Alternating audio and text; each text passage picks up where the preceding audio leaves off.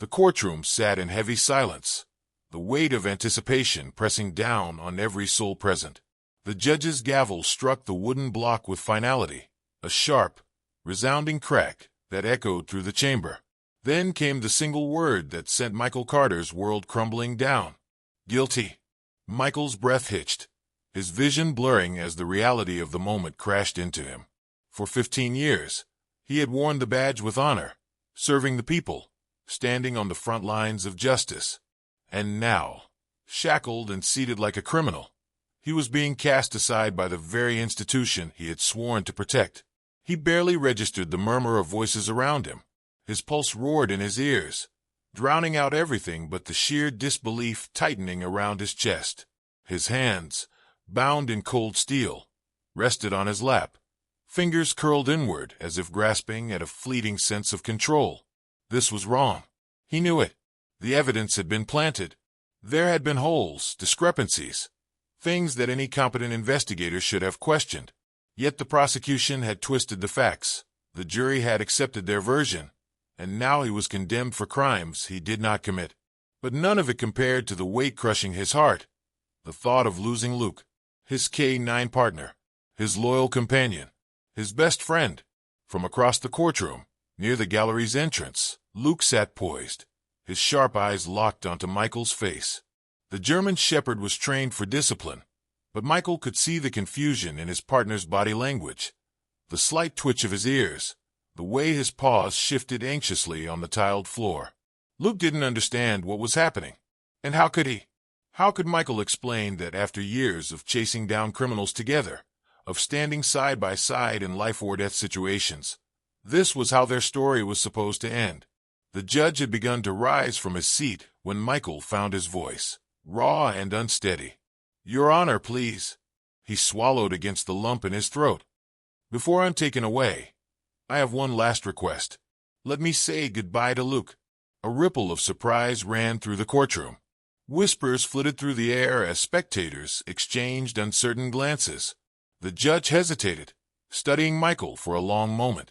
His expression remained unreadable, but when he finally spoke, his voice carried a note of reluctant compassion. 3 minutes. The words had barely left his lips before Luke was unhooked from his handler's leash. The dog wasted no time, sprinting toward Michael with an urgency that made the ache in his chest unbearable. The German shepherd crashed into him, nearly knocking him backward as he dropped to his knees. Michael wrapped his arms around Luke, holding him tightly, his fingers gripping the thick fur at his scruff as though anchoring himself to the one piece of his world that still made sense. "I'm so sorry, buddy," Michael whispered, his voice cracking. "I let you down. I won't be there anymore." Luke let out a low whimper, pressing his head into Michael's chest. But then suddenly his posture changed. His body stiffened, his nose flaring as he sniffed urgently against Michael's jacket. His tail, which had been tucked low in distress, now flicked in sharp, deliberate movements. Then he barked. Michael frowned, pulling back just enough to see the intense focus in Luke's eyes. The dog tugged at his jacket, teeth catching at the fabric as he growled. The sound sent a ripple of unease through the courtroom. "What's the dog doing?" the judge asked, narrowing his gaze.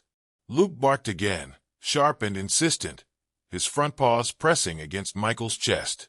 Then, a metallic clink. Something small hit the floor beneath them, rolling slightly before coming to a stop. The courtroom collectively held its breath. A recording device. Silence hung in the air like a suffocating fog, as all eyes locked onto the tiny, seemingly innocuous object lying between Michael and his K-9 partner. The prosecutor's face drained of color. His mouth opened, then closed, as though grasping for an explanation that refused to come. One of the officers nearby hesitated before stepping forward. He bent down, carefully retrieving the device, holding it up for the courtroom to see. Confusion was etched into his features as he turned toward the judge. "Your Honor." The judge's gaze darkened. "Turn it on." A click. Static filled the chamber. Then, a voice. Gruff, unmistakable, and damning. "Just plant the evidence. No one will question it. Carter's clean record makes him the perfect scapegoat. Get it done." Gasps erupted. A stunned murmur spread like wildfire through the room. Michael's breath hitched. His heart pounded furiously in his chest. He knew that voice. Captain Ray Harding. His superior. His mentor. The prosecutor lurched forward, his face a mask of desperation. This doesn't prove anything. It could be. Bang. The judge's gavel slammed down. Sit down, he commanded, his tone like a whip crack. This trial is not over. Officers, secure the device as new evidence. Escort the defendant back to holding. This case is being reopened. Michael didn't resist as he was pulled to his feet. He barely felt the pressure of the officer's hands on his arms. He barely registered the chaos erupting around him, because for the first time in weeks, something flickered inside him. Something he hadn't dared to feel since the nightmare began. Hope. The weight of the revelation settled over the police department like a dense fog. Officers exchanged hushed whispers in the hallways, their faces marked by disbelief and unease. For years, they had trusted the system, had believed in the integrity of their superiors. But now, the unshakable foundation of their belief had been cracked wide open. The prosecution, once so confident, now stood on uncertain ground, their case unraveling before their eyes. Michael sat alone in his holding cell, the chill of the concrete bench seeping into his bones. His mind was a storm, turbulent with memories and unanswered questions. Captain Harding, his mentor, his superior, the man he had looked up to, was the architect of his downfall. The betrayal cut deeper than any wound he had sustained in the line of duty. He had trusted Harding with his life, and now that trust lay in ruins. Luke had uncovered the truth. But was it enough? Was justice really within reach? Or was this just another twist in a nightmare with no end? He exhaled, running a hand over his face. The sound of distant footsteps echoed down the hallway, drawing closer to his cell. He didn't look up. He didn't have to. He could feel the shift in the air, the sense of something larger than himself unfolding beyond these walls. Meanwhile, inside the judge's chambers, the atmosphere was thick with tension. The judge sat at his desk, his fingers steepled in front of him, his expression unreadable.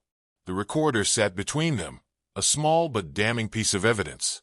He pressed a button, allowing the recording to play once more, the words filling the room like a specter of truth that could no longer be ignored. Just plant the evidence. No one will question it. Carter's clean record makes him the perfect scapegoat. Get it done. The judge's jaw tightened as he listened. There was no room for doubt.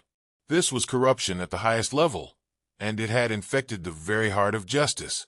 He pressed the intercom button, his voice firm. Summon Captain Harding. Immediately. Across the building, Harding sat in a waiting room, his confidence unwavering. He had been prepared to see this through, to ensure that Michael Carter's name was sealed in infamy. But when the officers approached him, their expressions unreadable, he felt the first flicker of unease. Still, he masked it well.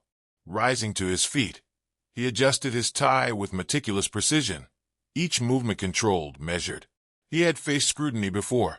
This would be no different, or so he told himself. The moment he entered the judge's chambers, his gaze flicked to the desk, to the recorder that sat there like a loaded weapon. His fingers twitched, but he didn't falter. Care to explain this? The judge asked, his tone sharper than before. Harding forced a chuckle, a hint of disbelief laced in his voice. Your Honor, this is absurd. That could be anyone. You can't seriously. I act on evidence. The judge interrupted, his voice edged with steel. And this? He tapped the recorder. Is evidence of a crime. Harding opened his mouth, perhaps to argue, perhaps to deflect. But before he could get a word out, the door behind him swung open. Two uniformed officers stepped inside, their presence shifting the entire dynamic of the room. Captain Harding, you are being detained for questioning. For the first time, his carefully crafted mask cracked. His eyes flickered with something he hadn't allowed himself to feel in years, panic. It was subtle, a quick dart of his gaze toward the door, toward the recorder, toward anything that might offer him an escape. But there was none. The walls were closing in, and this time, there was no one left to protect him. The scale of the corruption was staggering. What had initially seemed like the work of one rogue officer soon revealed itself to be a vast and deeply entrenched conspiracy. Investigators pored over case files, financial records, and internal reports, each new discovery more damning than the last. Evidence had been planted for years, cases manipulated to serve those in power, and voices silenced when they got too close to uncovering the truth. The rot ran deep, infecting some of the most trusted names within the force. Michael, released on a temporary basis while awaiting retrial, wasted no time. Alongside Sarah Mitchell, a seasoned officer who had harbored suspicions about departmental corruption for years, he dug through archives, pulling records that had long been forgotten or buried. What they found was undeniable. This went far beyond Captain Harding. Names of high-ranking officials, judges, and even external figures with vested interests appeared repeatedly. The deeper they looked, the clearer it became that this was no simple case of misconduct. It was an organized effort to maintain control, to manipulate justice for personal and political gain. Yet with each revelation, the danger grew. Anonymous threats began surfacing, messages left on windshields, cryptic warnings sent through untraceable numbers. The first was simple yet chilling. Stop digging, or you'll regret it. Michael and Sarah exchanged glances, their unease unspoken but mutual. They knew they were onto something big, something people were willing to kill to keep buried. The tension escalated with each passing day. Their office, once a secure haven for sifting through evidence, now felt like a target. The weight of what they were uncovering pressed on them, but stopping wasn't an option.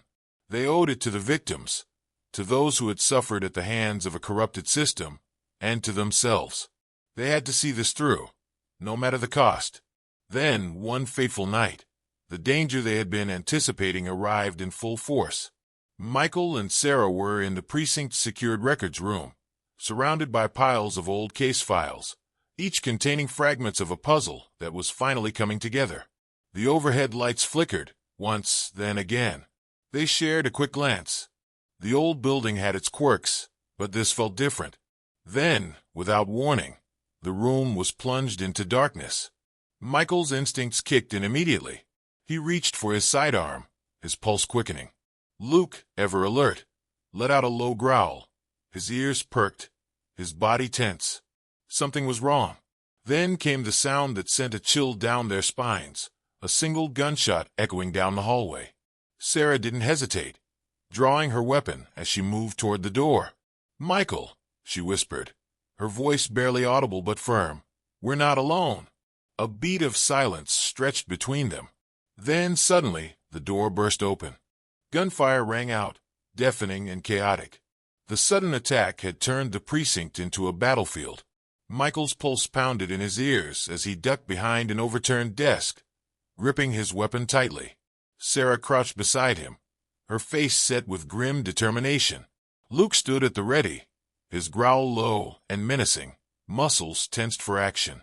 The masked assailants moved with precision, their coordinated assault confirming what Michael already suspected. This was no random act of violence. This was an execution. Someone wanted them silenced permanently. Michael exhaled sharply, surveying their surroundings. They were outnumbered, but they had the advantage of knowing the building's layout. He caught Sarah's eye and gestured toward a side corridor. They had to move, and fast. Reinforcements would be coming soon, and staying put meant certain death. Covering each other, they fired back, forcing the attackers to momentarily retreat. That was their window. "Go now," Michael urged, grabbing Luke's collar as he bolted toward the side hallway.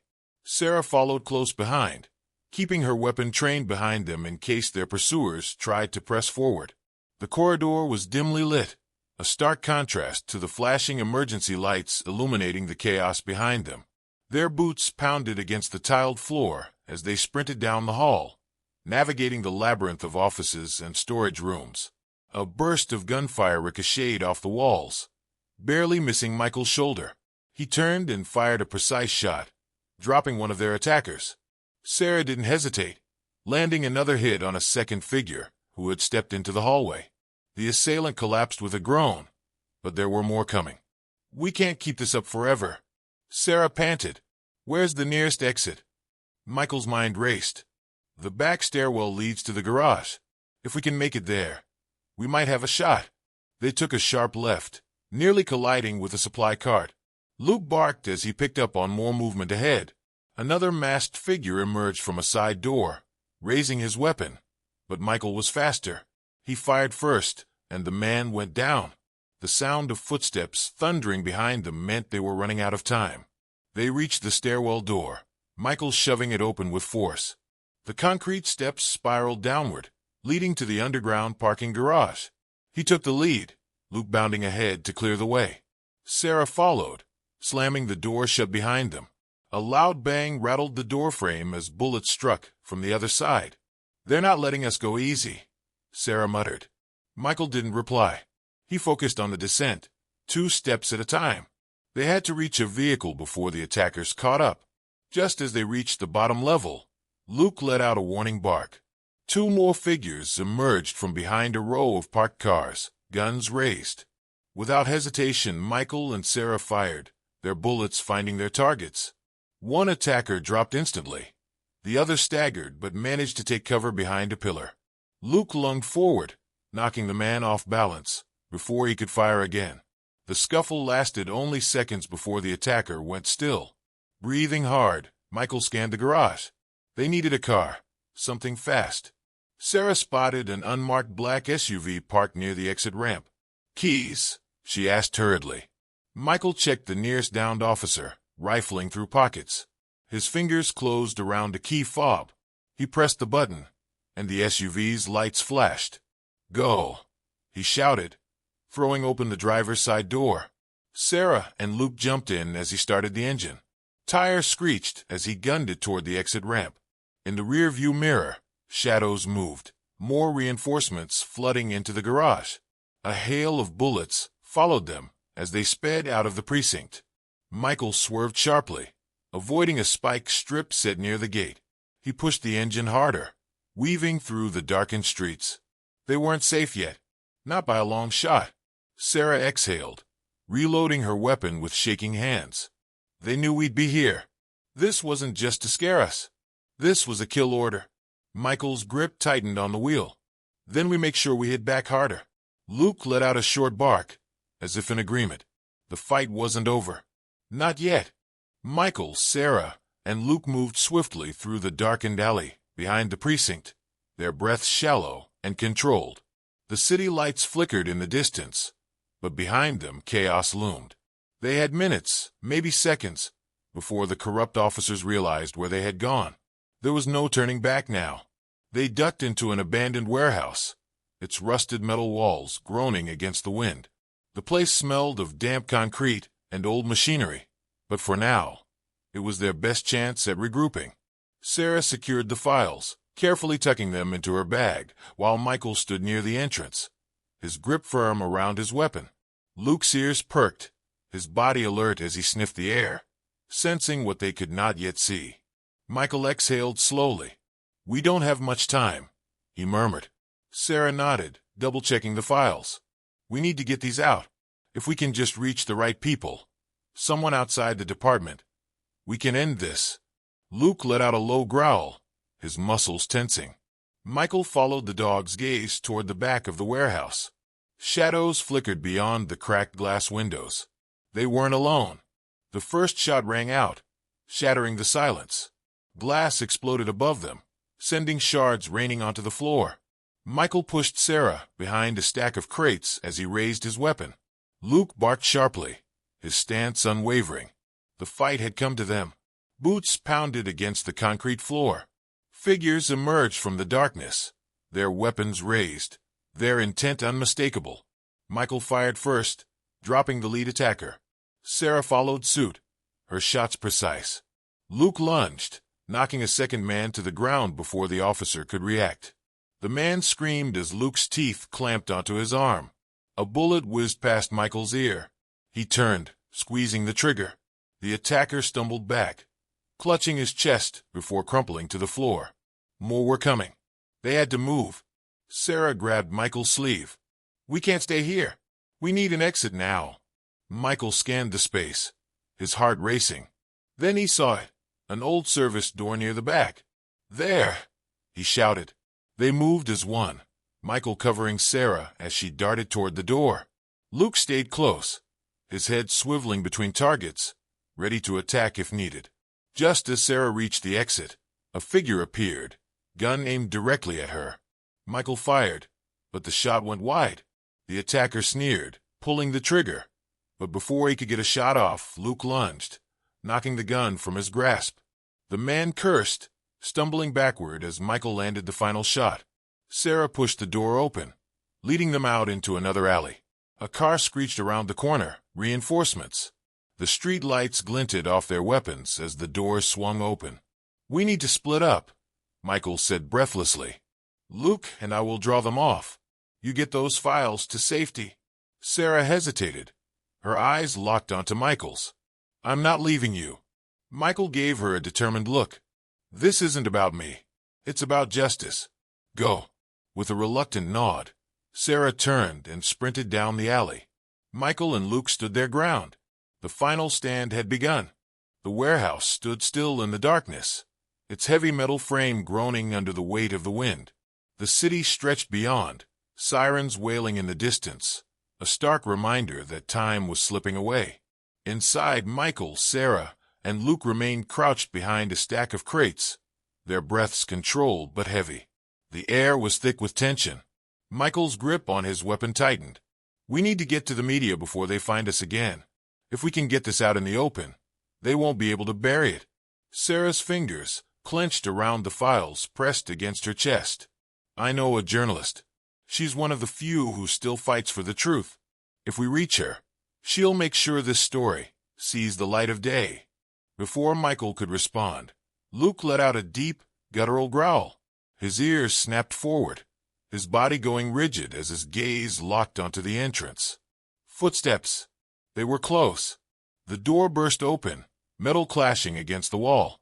Masked figures flooded in, their weapons raised. Gunfire erupted, cutting through the silence. Michael and Sarah dove for cover, returning fire with precise, measured shots. Luke sprang into action, lunging at the nearest attacker, his powerful jaws clamping onto the man's forearm. A scream echoed through the room as the man collapsed beneath the force of the K-9's attack. Bullets ricocheted off steel beams, sending sparks into the shadows. The fight was relentless. Every breath, every movement was calculated. They had come too far to lose now. Sarah caught sight of an opening near the back. "Michael, go. I'll cover you. Get this to the press." Michael hesitated, his instinct screaming at him to stay. But Sarah's fierce determination left no room for argument. With one last glance, he grabbed the files and sprinted toward the back exit, Luke at his side. They barely made it outside when the screech of tires tore through the night. A black SUV skidded to a stop in front of them, the back door flinging open. Detective Roberts sat in the driver's seat, his face set with urgency. "Get in." Without hesitation, Michael and Luke dove into the vehicle. The moment the door shut, the SUV peeled away from the warehouse, weaving through the empty streets. Robert's hands were steady on the wheel, his gaze flickering between the road ahead and the rearview mirror. Michael held onto the files as if they were his lifeline. This was it, their last shot at exposing the truth. And this time, they weren't going to let anyone stop them. The SUV came to a sharp stop in front of the news station, its tires screeching against the pavement. Michael barely waited for the vehicle to settle before jumping out, clutching the evidence close to his chest. Luke stayed at his side, his sharp eyes scanning the street, ever the protector. Inside, the newsroom buzzed with urgency. Journalists rushed between desks, cameras were adjusted, and screens flickered with breaking news updates. At the center of it all stood Rebecca Hayes, her expression one of determination and focus. As soon as she spotted Michael, she motioned for her team to prepare. Without wasting a second, her staff began scanning the documents, their faces hardening with each new revelation. The weight of the corruption unraveled in real time as her producers queued up breaking coverage. Snippets of the evidence flashed across the screen: financial records, case files, hidden correspondences. The scale of the conspiracy was staggering, reaching higher than anyone had anticipated. Michael stood still, watching as the news anchor delivered the first report. Evidence has surfaced revealing an elaborate conspiracy within the police force, orchestrated by Captain Ray Harding and several other high-ranking officials. These individuals are accused of fabricating evidence, coercing witnesses, and framing Officer Michael Carter for crimes he did not commit. The words hit him like a wave. The truth was finally out. There was no stopping it now. His phone buzzed in his pocket. He answered without hesitation. "They're making arrests," Sarah's voice came through, breathless and hurried. "Harding, the prosecutors, even some city officials. It's happening. It's over." Michael closed his eyes for a brief moment, exhaling deeply. The weight he had carried for so long, the fear, the uncertainty, lifted all at once. He looked down at Luke, who wagged his tail slightly, sensing the shift in the air. "We did it," Michael murmured, more to himself than anyone else. For the first time in a long time, he felt something he had nearly forgotten: relief. The sun hung low in the sky, casting a golden glow over the quiet suburban street. Michael stood on his front porch, hands in his pockets, watching as Luke bounded across the yard. The German shepherd was completely at ease, chasing a fluttering leaf, his tail wagging with each playful step. Michael exhaled slowly, taking in the scene before him. It had been days since the truth came out, since the arrests had been made, since the weight that had pressed down on him for so long had finally been lifted. And yet, he still found himself waiting for the other shoe to drop, for the fight to begin again. The crunch of gravel drew his attention. A familiar car pulled into the driveway, and Sarah stepped out, a thick envelope in her hands. She approached with an easy smile, but Michael could see the expectation in her eyes. "It's official," she said, handing him the letter. "Your record has been cleared, and they want you back on the force." Michael turned the envelope over in his hands, feeling the weight of it. The decision he had fought so hard for, the justice he had demanded, it was finally his. And yet, as he looked up from the letter, his gaze landing on Luke, who now sat at attention, as if waiting for his master's next move, uncertainty gnawed at him. I need time to decide," he admitted. "I fought to expose the truth, but I'm not sure I trust the system enough to step back into it." Sarah nodded, understanding in her expression. "Whatever you decide, just know you made a difference. And Luke, he's a hero." Michael knelt beside his partner, running a hand over the dog's strong frame. Luke let out a small huff, nuzzling into him, and for the first time in a long time, Michael felt something settle inside him. "Yeah," he said softly. As the sun dipped below the horizon, washing the sky in hues of orange and pink, Michael felt something he hadn't in years: peace. Whatever came next, he and Luke had earned this moment.